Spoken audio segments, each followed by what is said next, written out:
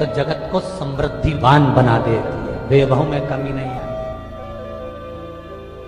अभी भले दुनिया के लोग अभी रोते हैं कि पैसा नहीं आ रहा, कोरोना महामारी ने सब तोड़ दिया, रोग दिया, पर चिंता ना करना, मेरी माँ अगर घोड़े पर आई है तो उसका सुख आपको जरूर मिलेगा। एक जरा सी मिट्टी की दुकान भी अगर आप खोल कर बैठेंगे तो चांदी और सोना के बराबर कमाएंगे, इतना धन देगी वो माँ। साधारण नहीं है मेरी माता। तात्विक सुख का आनंद देने वाली, लाभ तत्व प्रदान कर।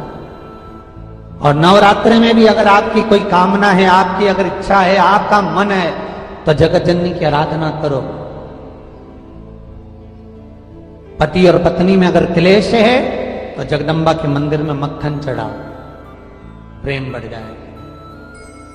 आपको लगता है कि पति स्त्री से लगा हुआ है या परिवार टूट रहा है, तलाक तक पहुंच गया है, तो माता के मंदिर में आप ध्वजा लगवाइए, उस ध्वजा पर मक्खन लगाकर लगवाइए, आपको लाभ मिलेगा। यदि आपको लगता है कि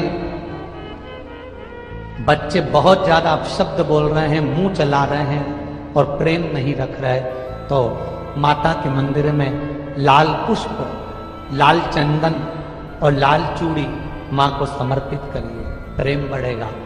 बच्चा कभी आप जी से कम नहीं बोलेगा, प्रेम की भाषा निकलेगी।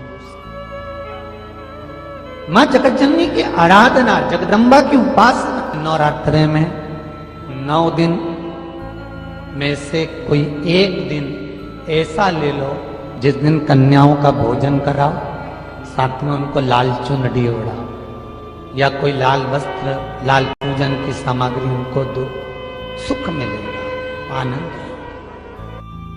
या चैत्र नवरात्रि में, शरदीय नवरात्रि में, आषाढ़ी नवरात्रि में,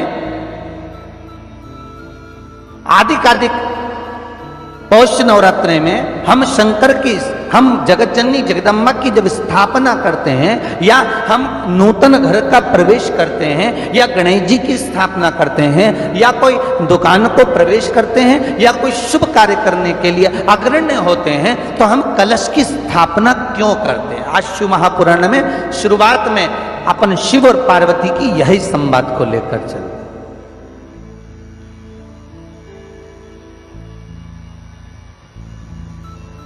आखिर कलश में ऐसा क्या है?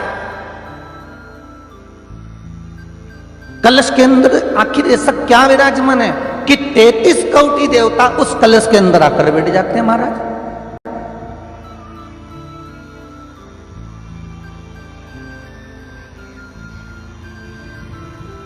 आप कोई यज्ञ करने जा रहे हो, आप कोई पोथी पुराण करने जा रहे हो, आप कोई अच्छा कार्य करने जा रहे हो, तो ब्राह्मण देवता कह देते कलश की स्थापना होगी, कलश की शोभा यात्रा निकलेगी, कलश यात्रा निकलेगी, कलश विराजमान होगा। और आज हर की पौड़ी पर, प्रयागराज में या उज्जैनी में, नासिक में जो बड़े बड़े कुंभ के मेले होते, कुंभ का मतलब भी तो कलश से होता, उसकी महत्वता क्यों है? उस कुंभ की, उस घड़े की महत्वता कहां से प्रकट है? शिव महापुराण की कथा कहती है महाराज, भगवान औघड़दानी शंकर स्वयं आद्य शक्ति जगदम्बा से कहते हैं कि जगदम्बा तू क्या चाहती है बोल। तो जगत जननी जगदम्बा कहती है कि मैं हूं वहां शंकर है, यह आपने कह दिया, पर जहां शंकर है वहां पार्वती का होना जरूरी है। उसके लिए सिद्ध करने के लिए एक स्थान ऐसा बनाया जाए जहां पर शंकर विराजमान है और शंकर के साथ पार्वती विराजमान है। तो शिव जी ने कहा, पार्वती उसके लिए मैं तुझे एक सुंदर कलश का निर्माण कर देता।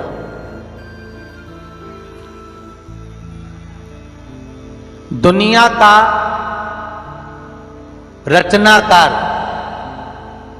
दुनिया की रचना करने वाले महाराज, संपूर्ण ब्रह्मांड की रचना करने वाले, जिनको भगवान शिव ने स्वयं ब्रह्मदेव से कहा है कि ब्रह्मा जी तुम सृष्टि खंड को आगे बढ़ाइए, सृष्टि की रचना करिए। और आज ही के दिन, यही क्षेत्रीय प्रतिपदा के दिन, यही इसको कहते हैं नया संवत्सर, नया वर्ष हिंदू धर्म में क्यों कहा जाता है? आज ही के दिन ब्रह्मा जी ने महाराज सृष्टि की रचना करना प्रारंभ करा था। आज ही के दिन भगवान शिव और ब्रह्मा का संवाद हुआ था। सीधे भगवान शंकर ब्रह्मदेव के पास जाकर बोले थे, हे ब्रह्मदेव, आप सृष्टि की रचना करिए।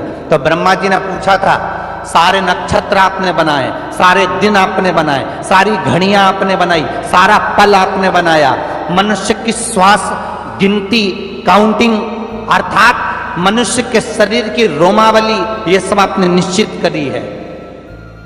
चैत्री नवरात्रि का 5वां दिन रहा है और मान लो कि आपके घर में किसी बच्चे की, लड़के की या लड़की का या मंगल विवाह नहीं हो रहा हो या शादी नहीं हो रही हो, या उस लड़के लड़की के लिए बहुत प्रयास कर लिया आपने और उसकी शादी हुई नहीं, अथक प्रयास आपने कर लिया और उसका मंगल विवाह नहीं हो रहा, तो ये देवी भागवत में स्पष्ट कहा गया, देवी भागवत में वर्णन किया गया,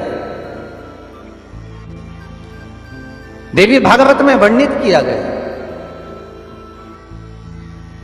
और देवी भागवत में कहा गया कि आम का जो पत्ते होते हैं, आम का जो पत्ता होता है, आम का जो पल्लव होता है, उस आम के पत्ते पर हल्दी और सिंदूर,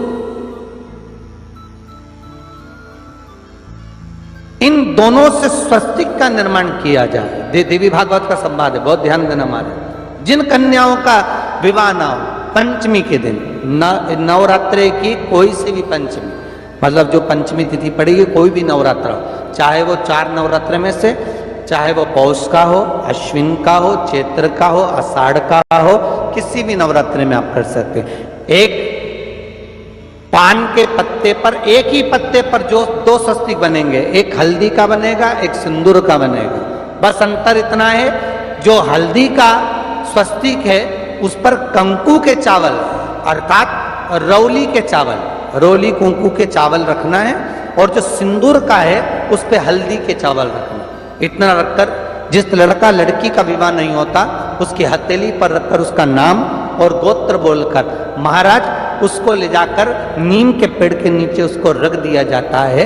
मात्र 3.5 या 4 महीने ऐसे रहते हैं जिसके अंदर उस लड़का और लड़की का विवाह पक्का हो जाता है। जिसका विवाह नहीं होता केवल उसी के लिए। श्री शिवाय नमस्तुभ्यम।